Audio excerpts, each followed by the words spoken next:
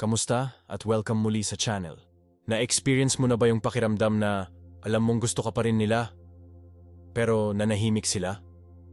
Alam mong may nararamdaman pa sila, pero imbes na magsabi, imbes na magpakumbaba, pinili nilang magtago sa katahimikan.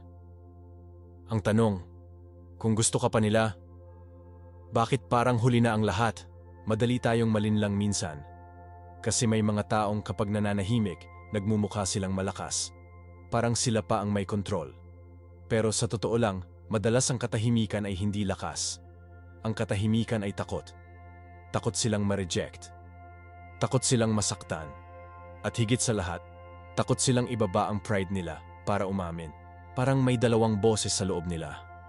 Yung isa nagsasabing, balikan mo na siya, baka may chance pa. Yung isa naman, huwag kang magpakita, baka isipin niyang mahina ka.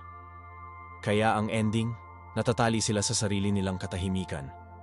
Pero hindi mo dapat akuin ang bigat ng desisyon nila. Hindi mo responsibilidad na iligtas sila mula sa sarili nilang ego. Dito pumapasok ang tunay na disiplina. Dahil kapag hindi ka naghahabol, kapag hindi ka nagmakaawa, kapag hindi ka nagbigay ng paliwanag, pinapakita mo na hawak mo ang sarili mong kapangyarihan. Hindi sila ang nagdidikta ng value mo. Hindi sila ang nagkokontrol ng emosyon mo. May sinabi si Marcus Aurelius, "You have power over your mind, not outside events. Realize this, and you will find strength." Ang ibig sabihin, ang tunay na lakas ay hindi nakasalalay sa ginagawa ng iba, kundi sa pagpipigil at mastery ng sarili mong damdamin. Kung iisipin mo, ang katahimikan na pinili mo ay hindi kawalan ng aksyon. Sa kabaligtaran, ito ay isang napakalakas na hakbang. Dahil sa pagtahimik mo, pinipilit mong harapin nila ang sarili nilang multo. Biglang sila na ang hindi mapakali. Biglang sila na ang nagtatanong, bakit hindi siya humahabol? Bakit parang kaya niyang wala ako? At doon, nagsisimula masira ang ilusyon ng kontrol. Kasi ang ego, lumalakas lang kapag may reaksyon, kapag may kahabol-habol na eksena, kapag may sagot na binibitawan. Pero kapag wala silang makuha, parang isang apoy na nawalan ng hangin, unti-unti itong namamatay. At dito, makikita mo ang kakaibang kapangyarihan ng distansya. Kapag wala ka, kapag hindi ka accessible, biglang tumataas ang halaga mo. Kasi natural sa tao na balewalain ang laging nandyan.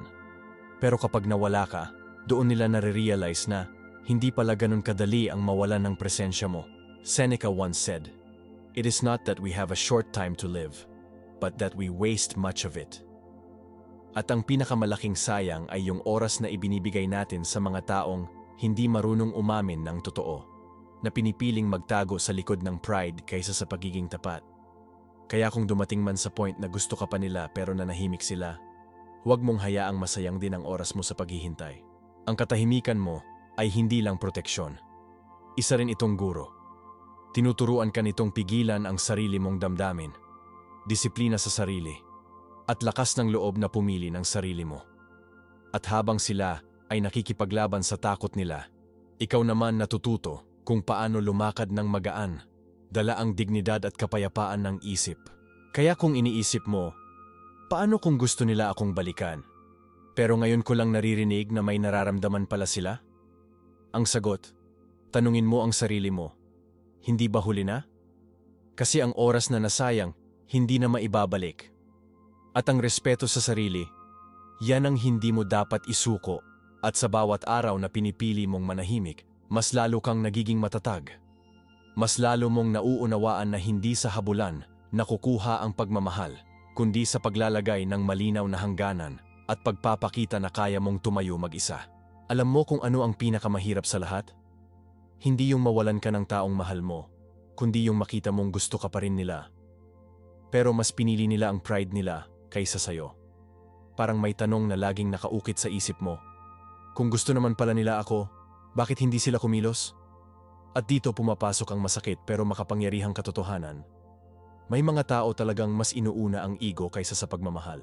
Kaya dito, napakahalaga ng pananahimik mo. Kasi kapag hindi ka kumilos, kapag hindi ka naghabol, biglang lumalabas ang tunay na kulay ng sitwasyon. Sila mismo ang napipilitang harapin ang mga tanong na pilit nilang iniiwasan. Parang salamin ang katahimikan. Wala silang choice kundi makita ang sarili nila, kasama ang lahat ng takot, duda, at kahinaan na tinatago nila. Ang katahimikan, kahit parang simpleng bagay lang, kayang bumago ng dynamics. Kasi sa relasyon, ang may kontrol ay laging yung taong hindi takot mawala. At kung kaya mong tumayo sa paninindigan mo, kung kaya mong manatiling buo kahit wala sila, ikaw ang may hawak ng kapangyarihan. Epictetus once said, "Freedom is the only worthy goal in life. It is won by disregarding things that lie beyond our control." At kung iisipin mo, hindi mo naman talaga kontrolado kung babalik sila o hindi. Hindi mo kontrolado kung magsasalita sila o pipiliing manahimik. Pero kontrolado mo kung paano ka tutugon. At doon nagiging malinaw. Ang tunay na kalayaan ay nasa pagpili ng sarili mo, hindi sa paghabol sa iba. Kung tutuusin, hindi rin talaga madali yung choice ng pananahimik.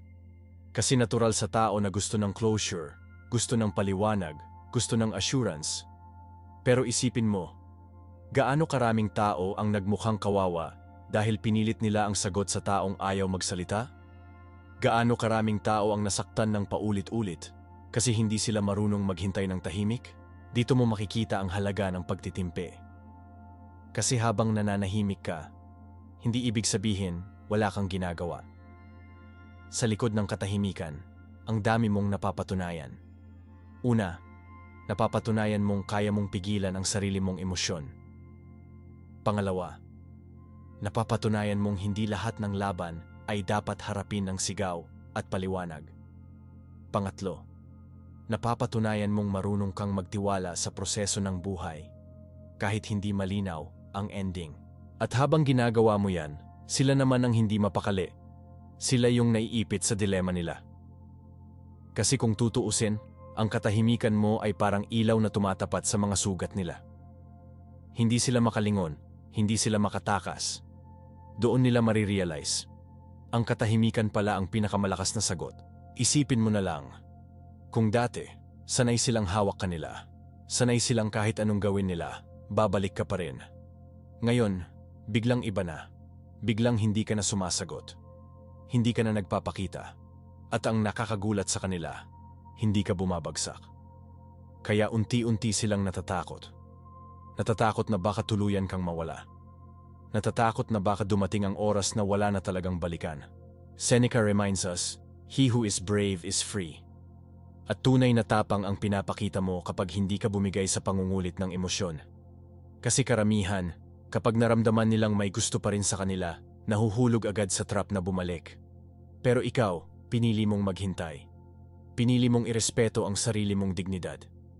At yan ang tunay na kalayaan, yung hindi ka alipin ng kung anong nararamdaman nila para sa'yo. At ito ang isa sa pinakamalakas na epekto ng pananahimik. Nagiging mas malinaw kung sino talaga ang may hawak ng mas malaking pangangailangan. Kasi isipin mo, kung gusto ka nila pero wala silang lakas ng loob na magsalita, sila yung may kulang. Sila yung nagdadala ng bigat. Samantalang ikaw, dahil marunong kang maghintay at magpigil, natututo kang mabuhay ng buo kahit wala sila. At sa huli, sino ang tunay na malakas? Hindi ibig sabihin nito na mananahimik ka para pahirapan sila o para magmukha kang malakas. Hindi ito laro. Hindi rin ito manipulation. Ang katahimikan mo ay pagpili ng respeto sa sarili mo at sa kanila. Kasi kung iisipin, baka hindi pa sila handa. At kung hindi pa sila handa, hindi mo trabaho pilitin. Kaya tanungin mo ang sarili mo.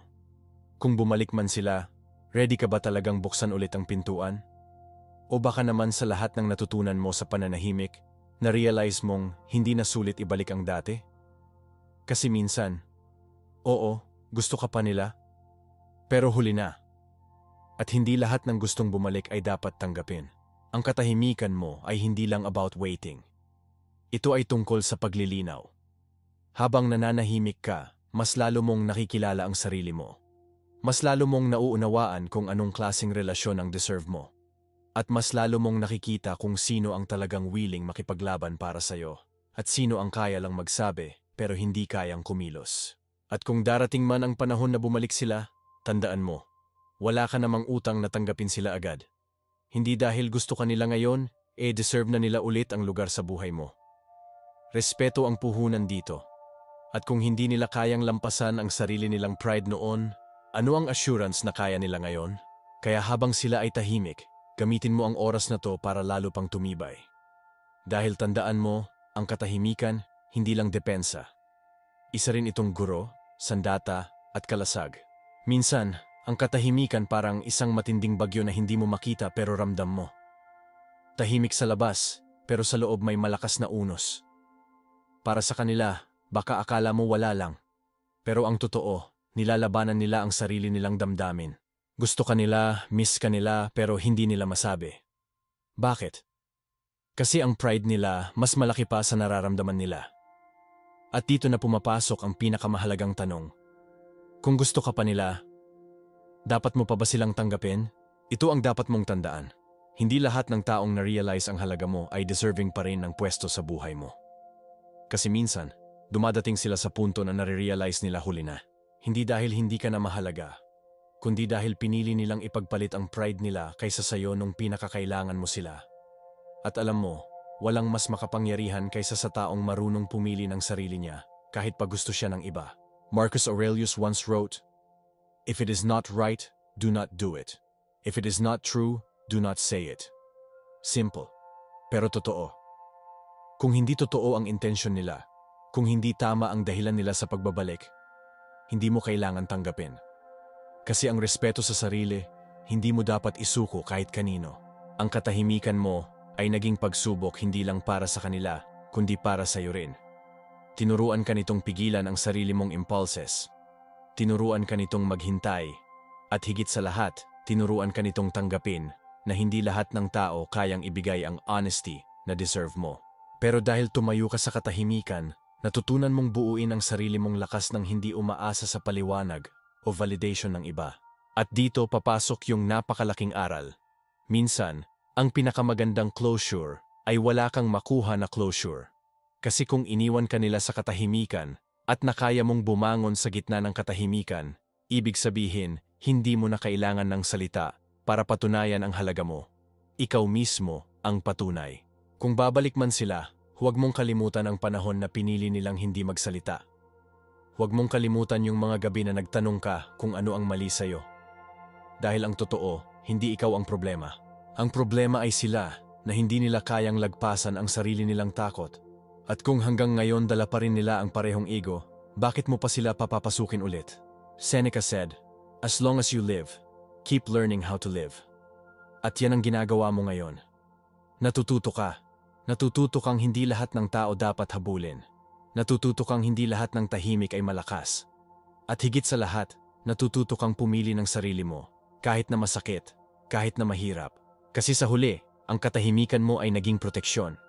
Hindi lang nito pinrotektahan ang puso mo mula sa mga hindi pa handa, kundi tinulungan ka nitong makita ang sarili mong halaga.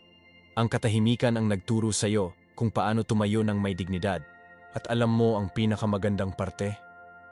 Sa pagpili mo ng sarili mo, sa pagtahimik mo, naging mas kaakit-akit ka pa. Kasi ang isang taong marunong pumili ng sarili niya, marunong maglagay ng boundaries, at marunong maghintay, ay hindi madaling makalimutan. Sila ang taong dumidikit sa isip at puso. Kasi sila yung hindi kayang kontrolin ng iba. Kung ngayon nararamdaman mong baka gusto ka pa rin nila, pero hindi mo alam kung dapat mong bigyan ng chance, eto lang masasabi ko, pakinggan mo ang sarili mo. Tanungin mo, mas pinapahalagahan ba nila ako ngayon? O baka gusto lang nilang makuha ulit ang power na nawala sa kanila nung nanahimik ako? Kasi tandaan mo, maraming tao ang bumabalik hindi dahil mahal ka nila, kundi dahil hindi nila matanggap na hindi na sila ang sentro ng mundo mo. At kung sakali man na piliin mong tanggapin sila, gawin mo ng malinaw. Hindi ka na yung dating tao na madaling patahimikin o paikutin. Natutunan mo na ang halaga ng katahimikan. At dala mo na ngayon ang lakas na itinuro nito sa'yo. Pero kung piliin mong huwag na silang tanggapin, tandaan mo, hindi mo sila pinabayaan. Pinili mo lang ang sarili mo. At sa totoo lang, yun ang pinakamatapang na desisyon na pwede mong gawin. Dahil sabi nga ni Epictetus, "No man is free who is not master of himself." At naging master ka na ng sarili mong emosyon. Kaya sa huli, tandaan mo ito, ang katahimikan, hindi lang basta kawalan ng salita. Isa itong pahayag, isang deklarasyon, isang boundary, at higit sa lahat, Isa itong pagpili na piliin ang sarili mong dignidad kaysa sa isang taong mas piniling manahimik kaysa lumaban para sa'yo. Kaya kaibigan, kung may taong gusto ka pa pero ngayon pa lang sila nagising sa katotohanan, tanungin mo ang sarili mo, huli na ba sila? Dahil minsan, ang pinakamakapangyarihang sagot sa tanong na, pwede pa ba? Ay isang tahimik pero matatag na, hindi na. At kung nandito ka ngayon, pinipiling manatili sa lakas ng pananahimik mo, tandaan mo, hindi mo kailangan ng kahit sino para maging buo. Ang halaga mo, hindi nakatali sa presensya ng kahit sinong tao. Nasa iyo ang lakas, nasa iyo ang dignidad, at nasa iyo ang kakayahang pumili ng sarili mo araw-araw. Kaya, kung nagustuhan mo itong mensahe, share mo sa comments yung mga realizations mo. Dahil baka makatulong din sa iba na dumadaan sa parehong laban. At kung gusto mo pa ng ganitong malalim na usapan, huwag kalimutang mag-like, mag-subscribe, at i-share ito sa taong alam mong kailangan marinig ang mensaheng ito. At bago tayo magtapos, gusto kong ipaalala, ang journey mo hindi kailanman tungkol sa paghihintay kung babalik sila. Ang journey mo ay tungkol sa pagtayo, paglakas, at pagpili ng sarili mo kahit gaano kahirap. Tandaan mo, hindi ka iniwan ng katahimikan. Tinuruan ka nito kung paano maging matatag. At sa lakas na natutunan mo, sigurado ako, ang pinakamaganda sa buhay mo, paparating pa lang.